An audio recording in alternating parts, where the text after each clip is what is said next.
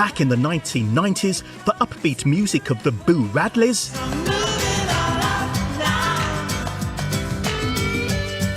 the powerful rock of Primal Scream,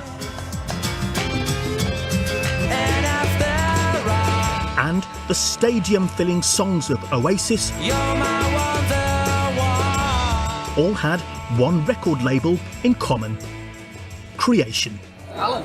The man behind Creation was Alan McGee. Now, the story of one of music's most important labels has become a film, with Trainspotting star Ewan Bremner playing McGee. Joanna McGee. As I live and breathe. Filmed back in 2019, it documents how, against the odds, McGee helped band after band achieve chart success. Ewan Bremner is so... I thought he would get me, sort of get me, but he hasn't just sort of got me. He has become me, and like, he's got the whole thing, you know. He's got all the different 80s and the 90s thing. He's absolutely got it.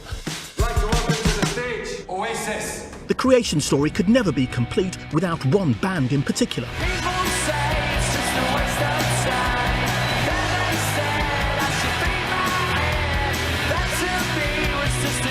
Yeah, so I'm from near Manchester and I'm also a City fan, so I'm very familiar with Noel and his voice.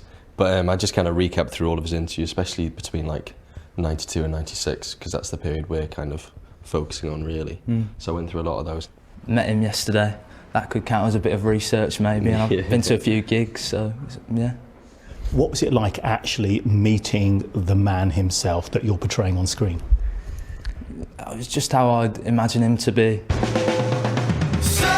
The film is intended to be a celebration, not just of the 1990s when Creation was at its height, but for music fans in general who recognise just how influential so many of those bands still are today.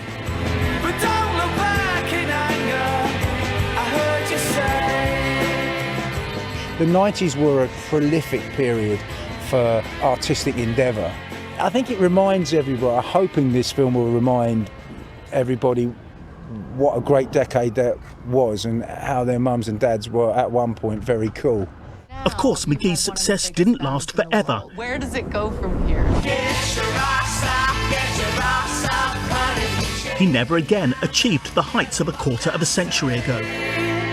But don't look back in anger, don't look back in anger. But he can look back at an extraordinary career. I heard you say.